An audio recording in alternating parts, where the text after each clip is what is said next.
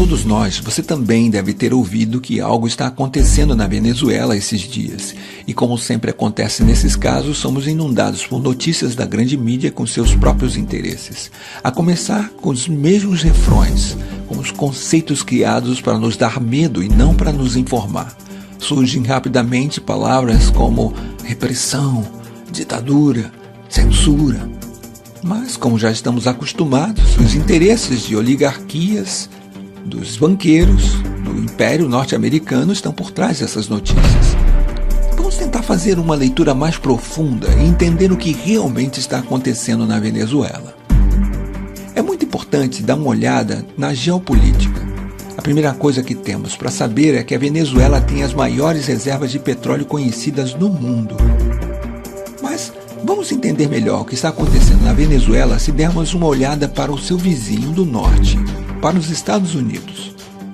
A sociedade americana é uma das maiores consumidoras dos derivados de petróleo do mundo.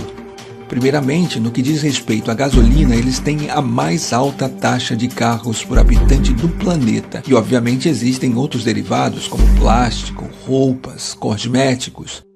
Para sustentar essa sociedade dependente de petróleo, os Estados Unidos têm que importar 60 dos 100 barris que consomem.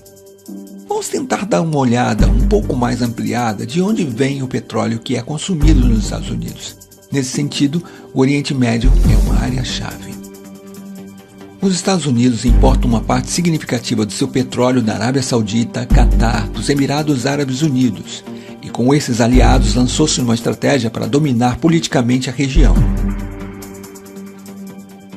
São esses interesses de energia, tanto de gás como de petróleo, que estão por trás da guerra no Iraque, da atual situação na Síria, da ocupação da Palestina e da intervenção na Líbia. Agora, uma vez que vimos tudo isso, um simples cálculo nos permitirá ver por que a Venezuela é tão importante para os Estados Unidos. O petróleo que vem do Oriente Médio atravessa o Estreito de Hormuz e segue seu caminho através do sul da África até chegar ao Texas. Esta viagem dura entre 40 e 45 dias. Em vez disso, o petróleo que vem da Venezuela leva apenas 4 a 5 dias para chegar aos Estados Unidos.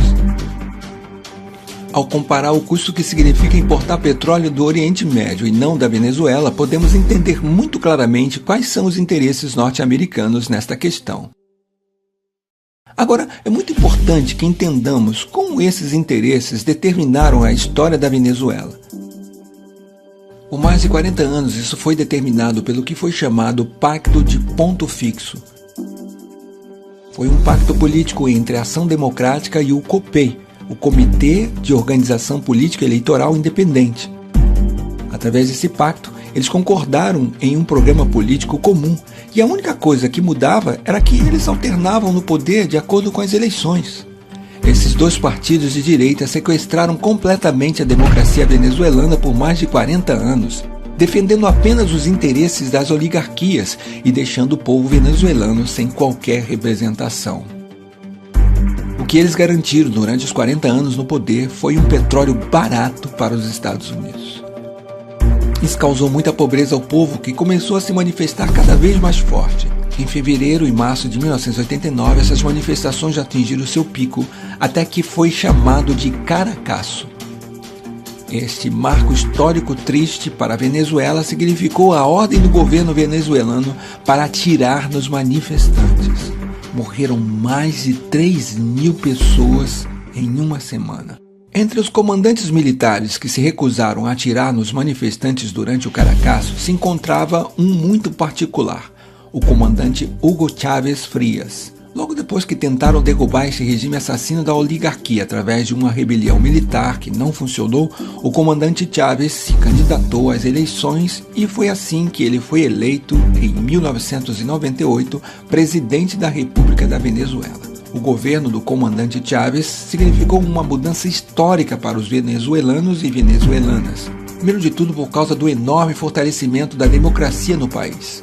Começou reformulando de forma democrática todas as instituições do Estado através de uma Assembleia Constituinte. Nos 15 anos que levaram a Revolução Bolivariana, foi dada a cifra incrível de 19 eleições, das quais 18 foram vencidas pelo processo revolucionário. Esse processo de democracia representativa permanente também foi completado por um fortalecimento da democracia participativa na Venezuela.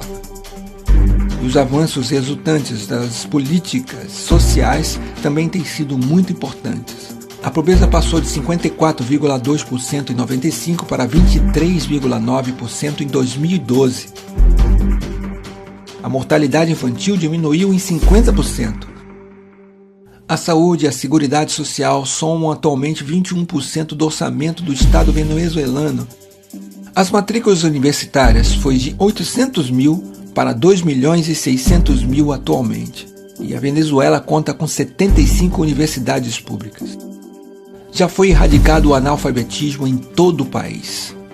Obviamente, o Império Americano, vendo que pela primeira vez na história um governo venezuelano se ocupava muito mais com seu povo do que com os interesses norte-americanos e que o novo processo de união soberana e emancipadora da América Latina ameaçava sua hegemonia política, não ficou com os braços cruzados. Em 2002, apoiou claramente um golpe de Estado contra o governo democraticamente eleito de Hugo Chávez. Tendo falhado graças à mobilização popular, fomentou uma sabotagem econômica através de uma greve de petróleo com o apoio da oligarquia. No entanto, essa nova tentativa de desestabilização também falhou. A única coisa que mudou é que desta vez é uma nova estratégia, o que chamamos de golpe suave.